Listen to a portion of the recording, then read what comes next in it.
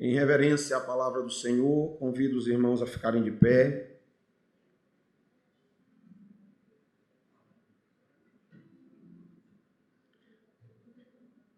Vamos ler o livro do profeta Oséias, capítulo de número 14.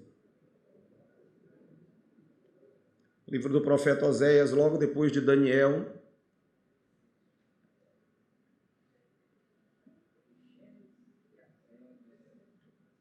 Capítulo de número 14.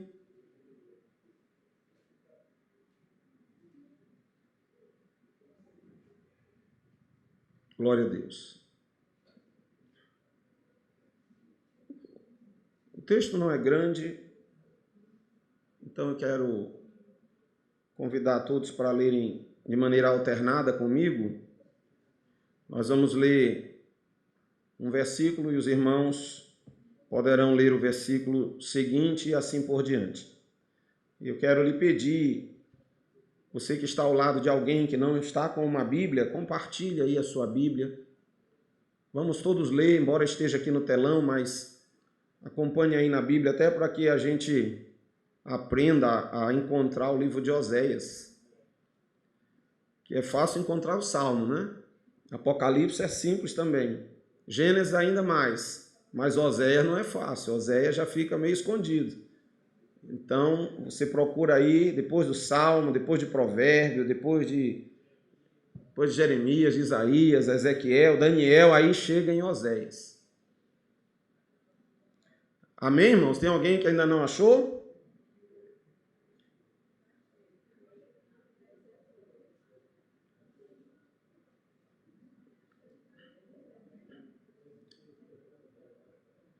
Alguém diz que quem acha diz amém, quem não acha diz assim, misericórdia, espera um pouco.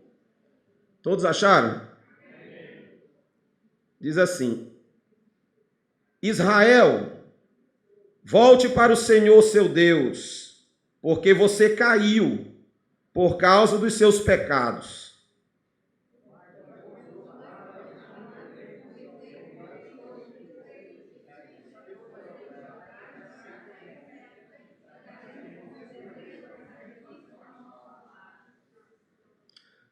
A Assíria não nos salvará. Não iremos montados em cavalos, e não mais diremos às obras das nossas mãos, que elas são o nosso Deus, porque só em ti o órfão encontra misericórdia.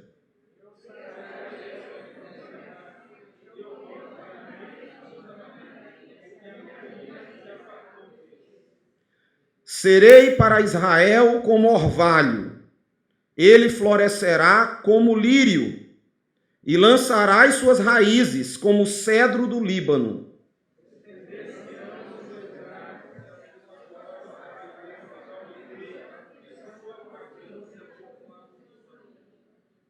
Os que se assentavam à sua sombra voltarão, serão vivificados como o trigo e florescerão como a videira. Sua fama será como a do vinho do Líbano.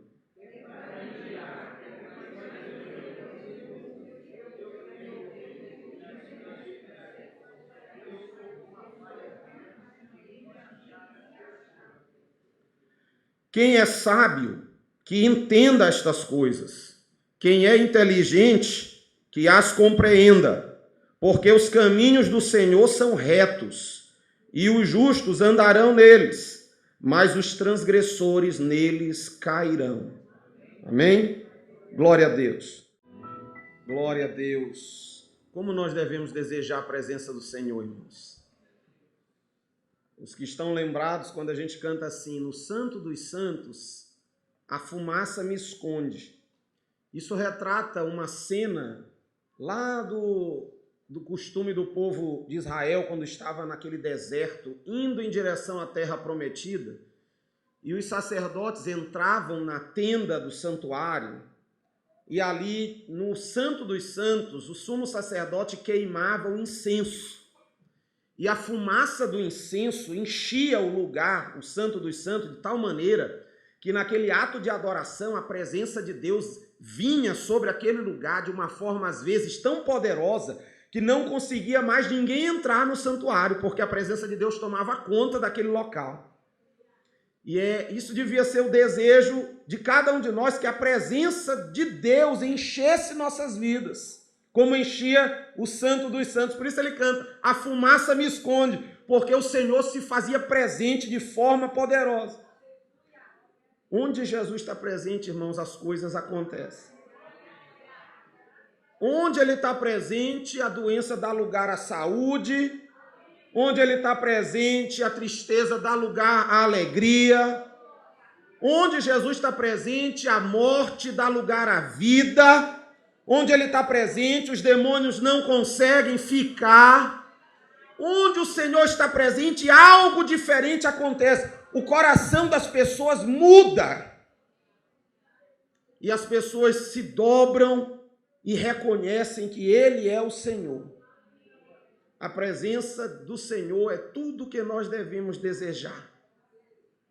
Tenha tudo que você quiser ter, mas nunca deixe de ter a presença do Senhor na sua vida.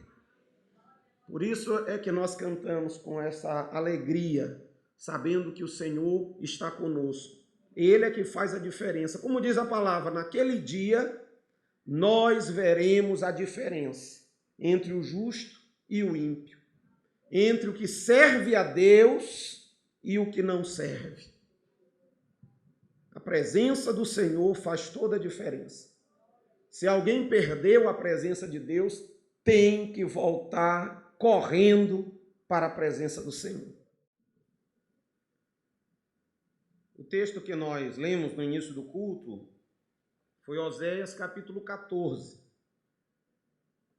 Você vai ler comigo novamente, ou vai ficar aí com a Bíblia aberta, se você tiver uma Bíblia, leia por favor, ou fique aí atento, eu vou ler, não precisa repetir, só os 2 primeiros versículos, que diz assim: Israel, volte para o Senhor seu Deus, porque você caiu por causa dos seus pecados. Tragam palavras de arrependimento e convertam-se ao Senhor, dizendo: perdoa toda a nossa iniquidade, aceita o que é bom, e em vez de novilhos, os sacrifícios dos nossos lábios. Glória a Deus. Eu estava lendo o livro de Oséias, e Oséias foi um profeta do Antigo Testamento. Oséias, ele teve o seu ministério entre meados do século 8 e do século 7 antes de Cristo, ou seja, lá pelo ano 750 a 850, foi entre 8º e 9º século. Foi mais ou menos a época em que Oséias profetizou. Ele é, dentro da Bíblia, um profeta conhecido dentro da classificação dos livros bíblicos como um profeta menor, não por causa da sua estatura, nem por causa da sua mensagem, uma vez que a sua mensagem ela é extremamente forte e traz uma revelação muito profunda para nós. Mas ele é com algum grupo de outros profetas chamado de profeta menor porque o seu livro não é muito grande, ele é um livro pequeno. No caso do livro de Oséias, são apenas 14 capítulos.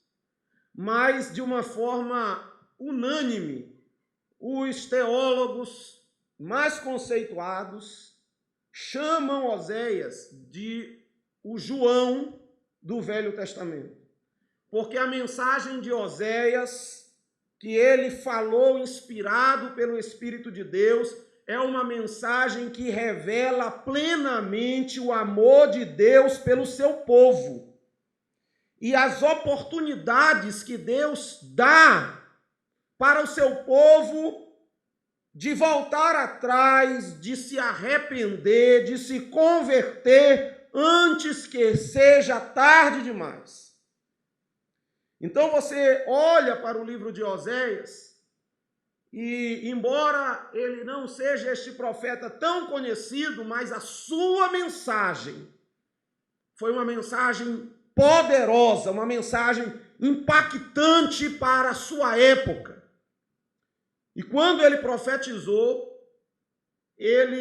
na sua época também profetizaram junto com ele Isaías, Amós e Miqueias, homens de Deus, que se levantaram para levar a mensagem do Senhor em uma época extremamente complicada. Os irmãos que têm vindo à escola dominical, hoje eu creio que os irmãos tenham aprendido algo sobre o reino de Israel. Acho que hoje os irmãos entenderam a diferença entre o reino de Israel, conhecido como o reino do norte, e o reino de Judá, conhecido como o reino do sul. Os reis de Judá costumavam ser pessoas dedicadas a Deus. Eles eram reis tementes a Deus.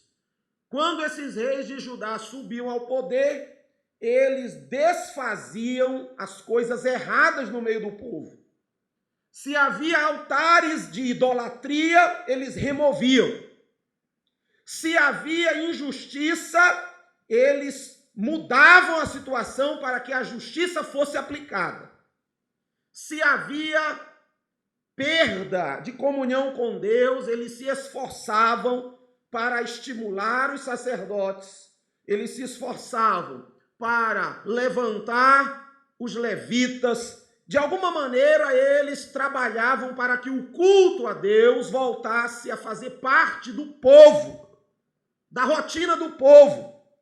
Isso era Judá.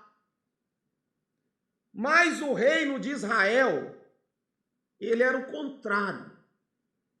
Os reis que assumiram o reino do norte, que representava Israel, eram reis desobedientes, eram reis carnais, eram reis que não tinham nenhum compromisso com o Deus de Israel.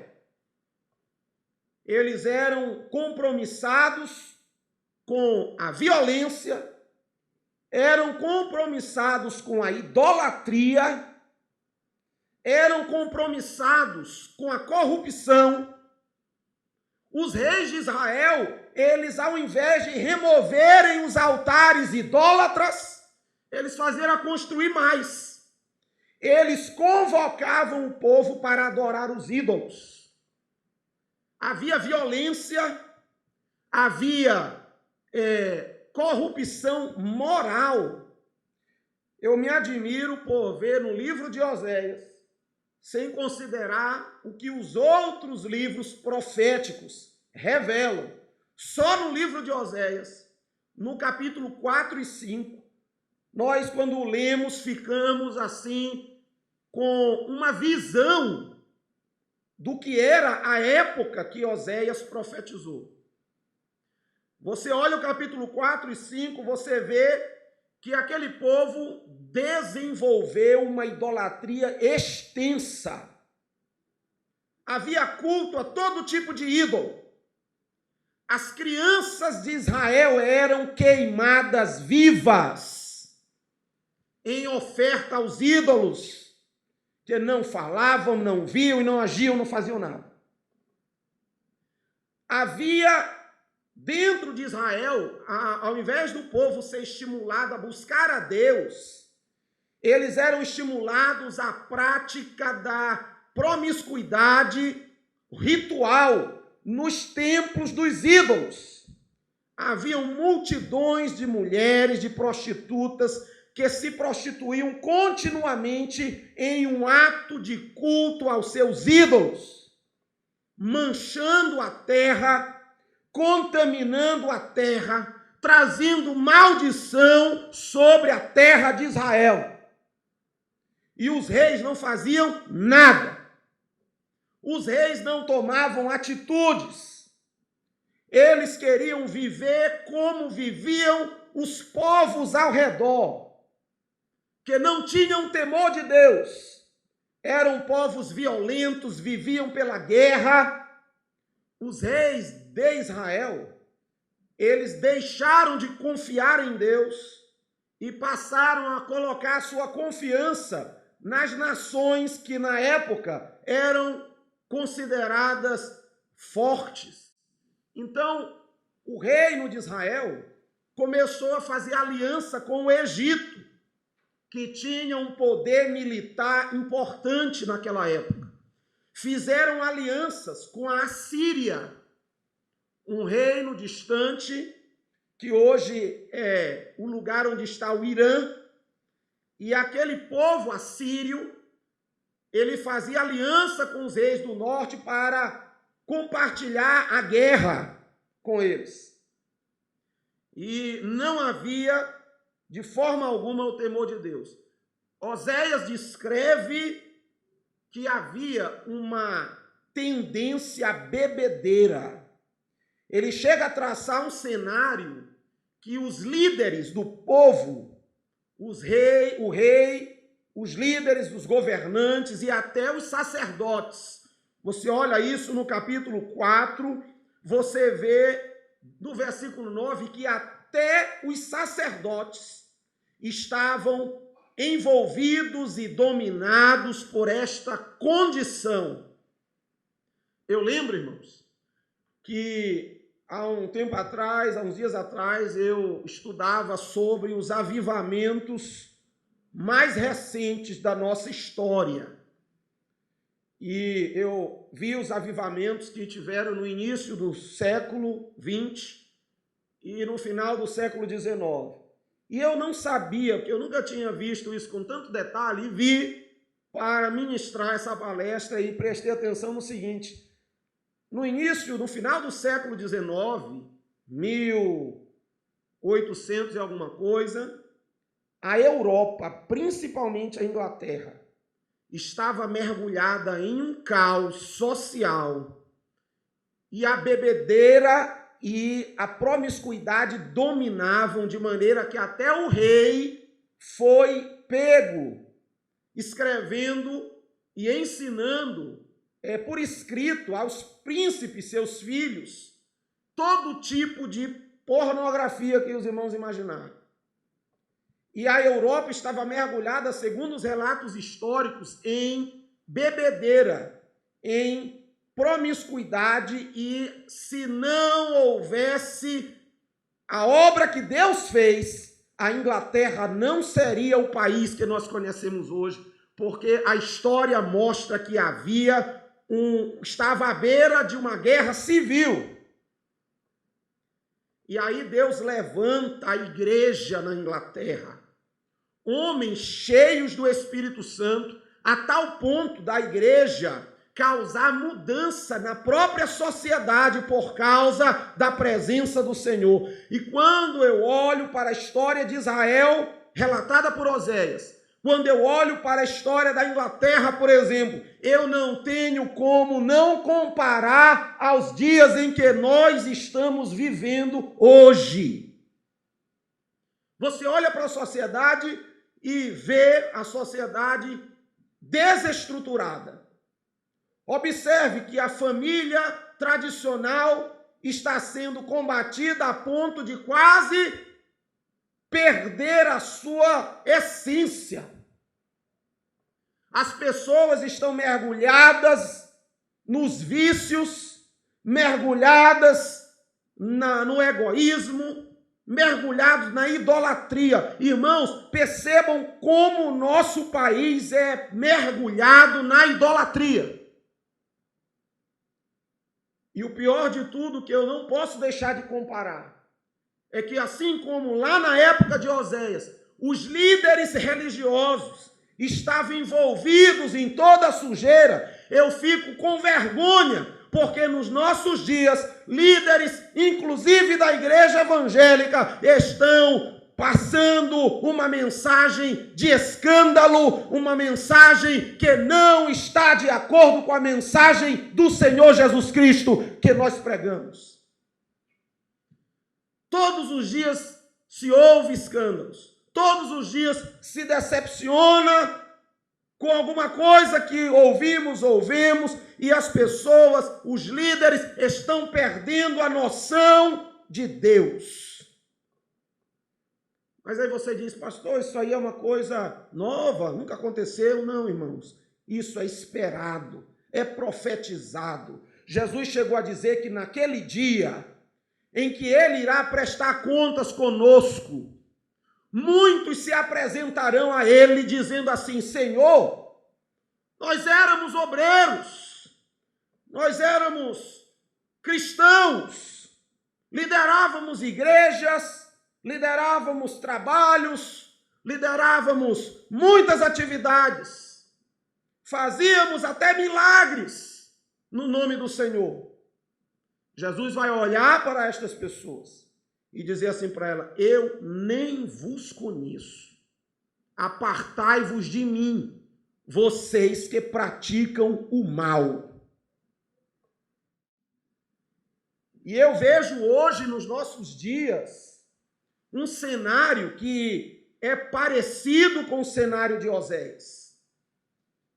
Talvez você não esteja atento aos números que às vezes são mencionados. Esses dias eu ouvi um comentário de um senador brasileiro dizendo que de 2016, se eu não me engano, 2006, foi registrado pelo IBGE 8.000 assassinatos no Brasil. E na nossa época atual, estão contabilizados 60.000 assassinatos no país. O nível de promiscuidade, o nível de pedofilia, a feitiçaria está a níveis tão absurdos que os jornais se privam de divulgar para não alarmar. Recentemente se ouviu de estrangeiros na região sul do país que estavam sequestrando crianças para queimá-las a um ídolo do passado conhecido como Moloque. Isso foi notícia nos jornais. Aí você olha para a época de Oséias e olha para a época de hoje e não consegue enxergar a diferença. Eu acho, inclusive, que nós estamos vivendo de forma pior do que eram os dias de Oséias.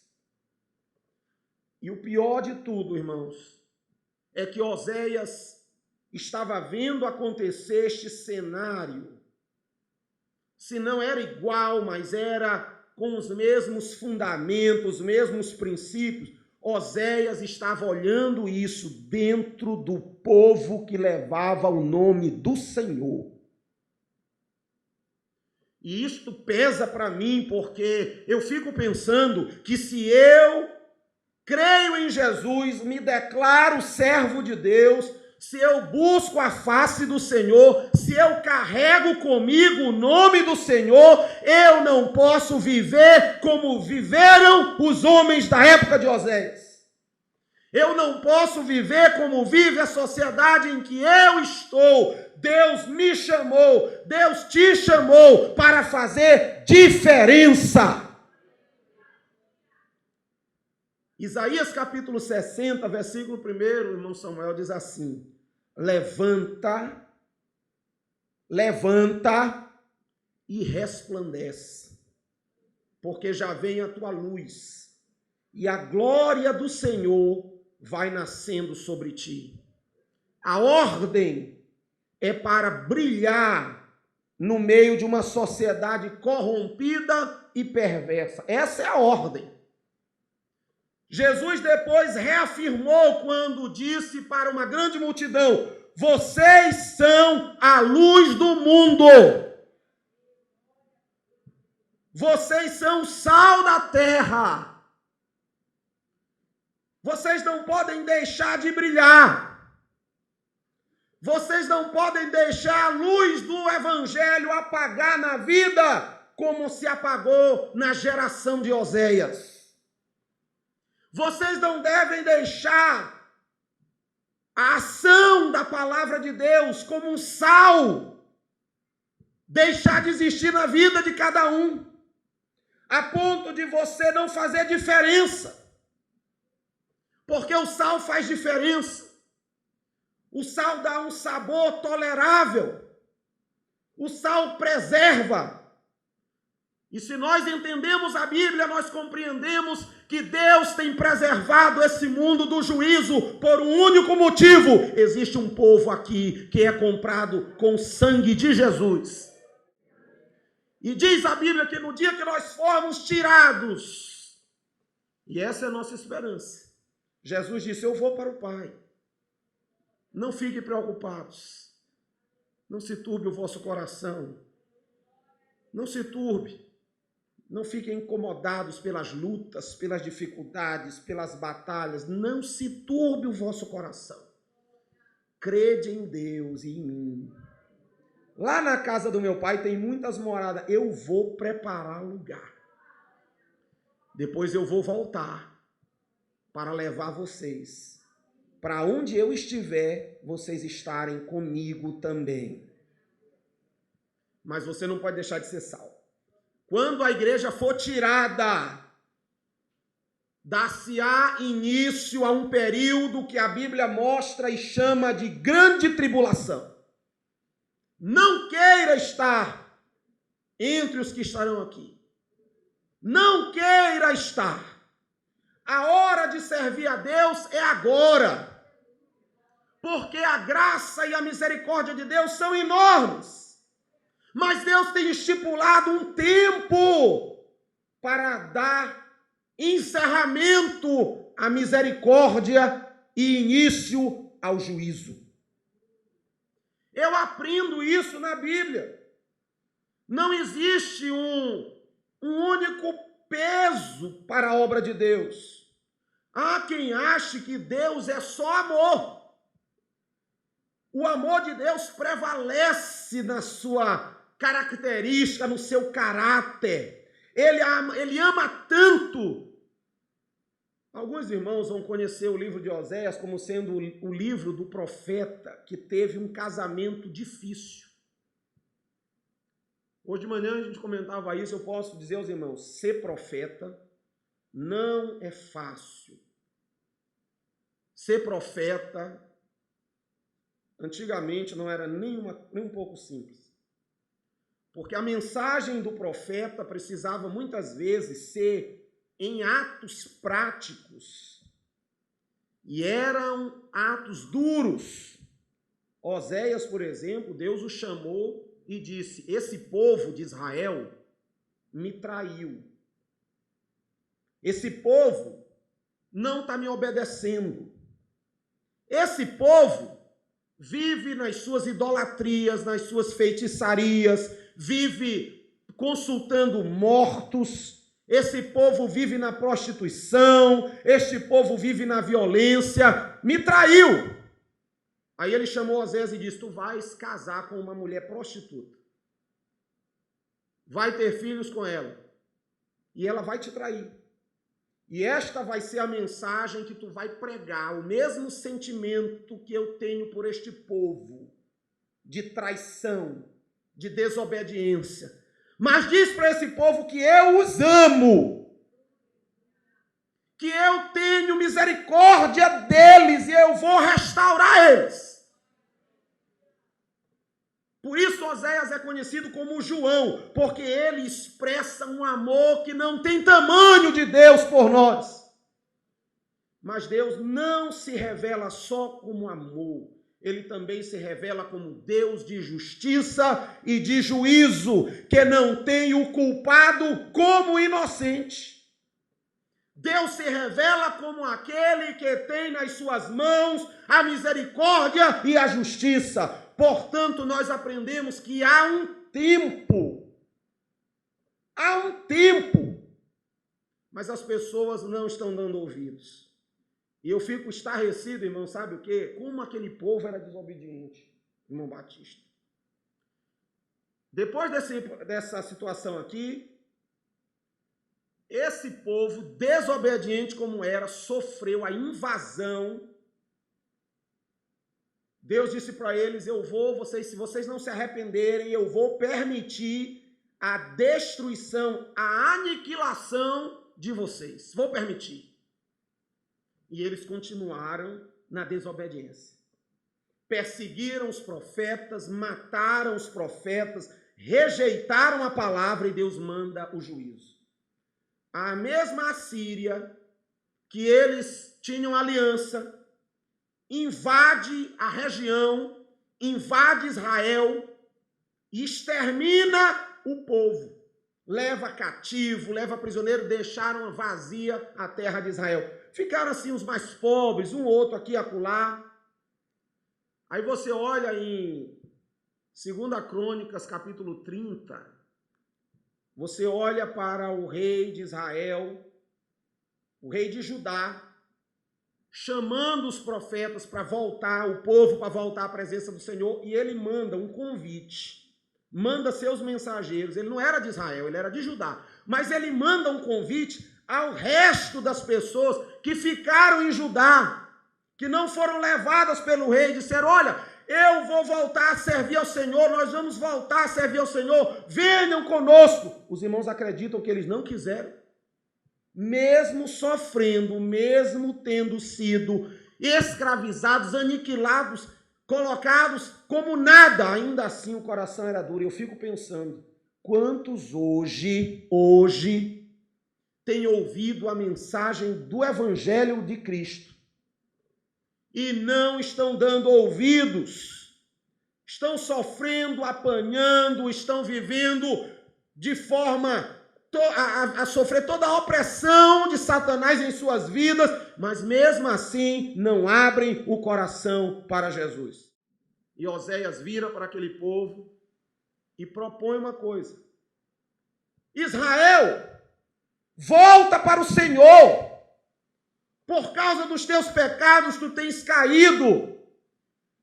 E eu quero que o irmão perceba que ele dirige a mensagem para aqueles que se afirmam crer em Deus. Ele não diz aos povos, não, ele diz Israel.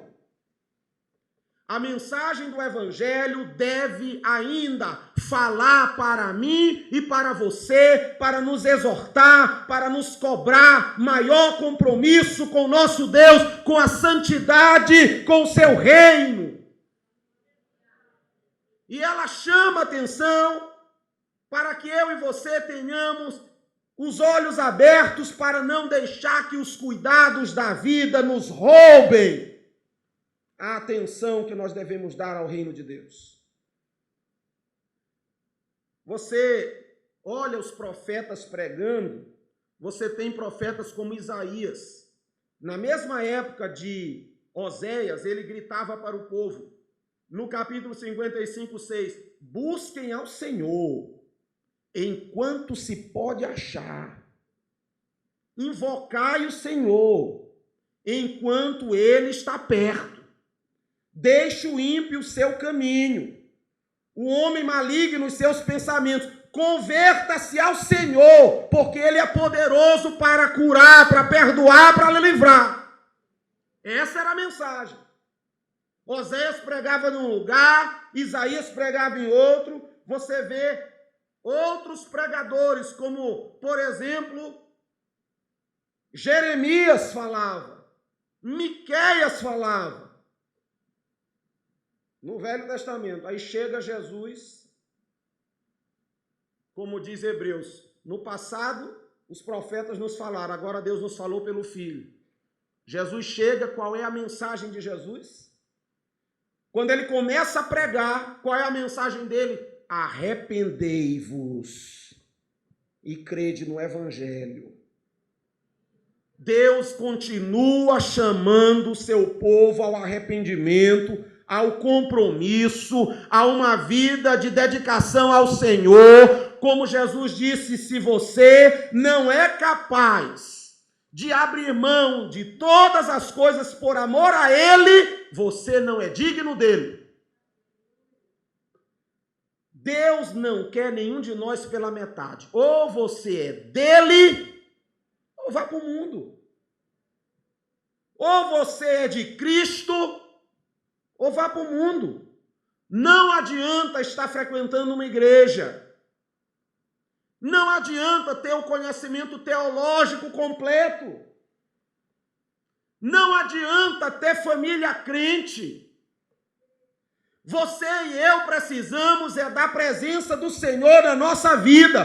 Precisamos nos arrepender, precisamos nos voltar para Ele, precisamos tomar decisões para dizer a Ele: Senhor, Tu és o meu tesouro. Tu, Senhor, é o primeiro lugar na minha vida. Se você não puder fazer isso, esqueça. Jesus tem muito para te dar. Ele diz assim: buscai primeiro o reino de Deus e a sua justiça. As outras coisas vos serão acrescentadas. Ah, Senhor, eu estou precisando de uma bênção. Aí ele diz para nós assim: as bênçãos seguirão e alcançarão os que crerem. Os fiéis. Deuteronômio 28 diz: quem é fiel, as bênçãos do Senhor o alcançarão. Ninguém precisa correr atrás da bênção. Sabe do que você precisa correr atrás? É do Senhor Jesus Cristo. Aí você olha para ele, para a mensagem e vê: Israel, volte para o Senhor. Ele não está dizendo para Israel parar de violência. Ele não está dizendo para Israel parar sua promiscuidade, sua idolatria. Porque se Israel volta para o Senhor, estas coisas não têm mais lugar na vida do homem. Às vezes você pensa: eu me converti, ainda tenho vícios, ainda tenho pecados, ainda tenho dificuldade. Irmão, quer saber o segredo? Volte para o Senhor. Esteja na presença dEle. Busque, adore, ore, chegue-se para Ele. Você vai ver que Ele é quem vai transformar a sua vida. Por isso é que o profeta, ele não diz assim: Israel, volte para uma vida justa, volte para a cidade. Ele diz assim: Israel, volte para o Senhor. O que importa, meu irmão, meu amigo que está aqui, se você quiser saber qual é o resumo, a coisa mais importante da vida de um homem é o Senhor. O Senhor é o teu passaporte de entrada para o céu. O Senhor é a paz que excede todo o entendimento. O Senhor é o consolador que está contigo todo o tempo. O Senhor é aquele que cura as tuas enfermidades, que te liberta da opressão. O Senhor é aquele que dá vida quando a morte chega. O Senhor é o alvo, é a presença dele que importa. Por isso ele diz: volta, Israel, volta para o Senhor. É o que eu e você precisamos, voltar para Jesus. E aí ele diz: porque você caiu por causa dos seus pecados.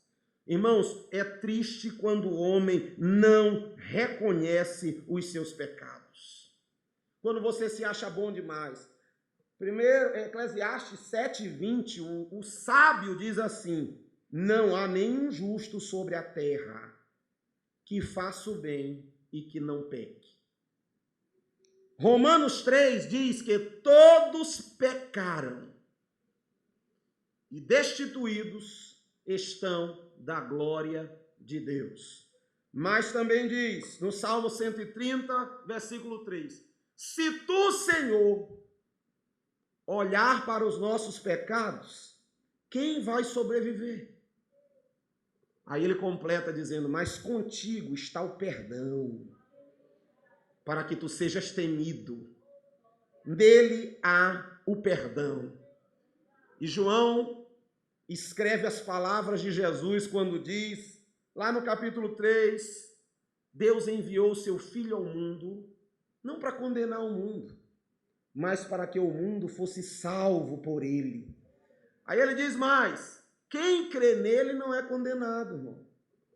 Quem crê nele não é condenado, mas quem não crê já está condenado, porque não crê no unigênito Filho de Deus. Aí mais uma vez nós vemos onde está o foco. O tamanho dos teus pecados não importa. Você pode achar que você é um pecador light, Ou então você pode ser um assassino como o ladrão que estava na cruz. Ou quem sabe um cara ruim como Paulo foi, perseguindo a igreja, matando os crentes. Talvez você nem se sinta assim. Você olha para você, rapaz, eu não bebo, eu não fumo, eu não vivo uma vida irregular, sou caseiro, não gosto de festa, sou um homem assim. Muito bem. O problema é que isso não salva. Não salva, isso não lhe garante nada. Deus olha para você e vê uma pessoa suja. Mas há um sangue que purifica o homem de todo o pecado. Esse sangue é o sangue de Jesus Cristo. Por isso é que o negócio é ter Ele conosco. Ele é que é a garantia, irmão. Porque no dia que você chegar, se alguém quiser te acusar, dizer este homem foi isso, este homem foi aquilo, este homem mentiu, este homem era um incrédulo, este homem murmurava, este homem falava mal de Deus, você vai dizer, pode completar, acrescenta aí, fui isso, fui aquilo, mas no final você diz assim, pode colocar aí também, o sangue de Jesus Cristo, seu Filho, me purifica de todo o pecado. O problema não está no tamanho do teu pecado, não está no tamanho da tua justiça. Nada pode nos dar acesso à salvação, mas Jesus pode. É Ele que é a garantia. Ele é a pulseira que dá acesso a presença do Pai. Naquele dia, quando você estiver diante do Senhor, você estará lá por causa do nome dEle. Ele é que é a estrela maior, é Jesus Cristo. É nele que eu preciso crer, é dele que eu preciso depender, é a ele que eu preciso honrar, adorar, servir. Ele é o meu segredo.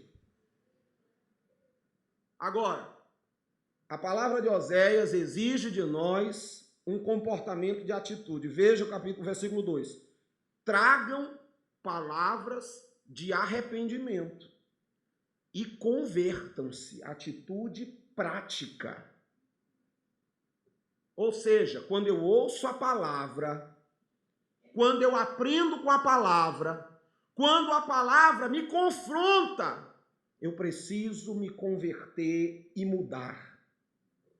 Eu preciso obedecer a palavra de Deus precisa fazer o seu efeito em mim. Eu preciso, no princípio da minha fé, dizer, Jesus, eu estava no pecado, mas eu te aceito como meu Salvador para que tu me perdoe. Isso é tão claro que Jesus chegou a dizer para os judeus ali, olha, há festa no céu quando um pecador se arrepende. Porque quando você me aceita, me confessa diante dos homens, eu também te confesso diante dos anjos do meu Pai. Depois Paulo fala aos Romanos, no capítulo 10, versículo 9 e 10. Olha, se com a boca de vocês confessarem a Jesus Cristo como Senhor da vida de vocês, e lá no coração vocês crerem que Deus o ressuscitou dos mortos, vocês serão salvos. Ainda tem gente hoje, irmão Gustavo, que diz que a gente não consegue ter certeza da salvação. Você devia experimentar a salvação, é gostoso. Você devia experimentar o privilégio de acordar de manhã e saber que você está em comunhão com o Pai. A sensação é de leveza, é de liberdade, é de alegria. Os problemas vêm, às vezes batem contra nós, querem nos tirar essa alegria, essa paz, mas aí você ajoelha e ora e chega pertinho do Senhor.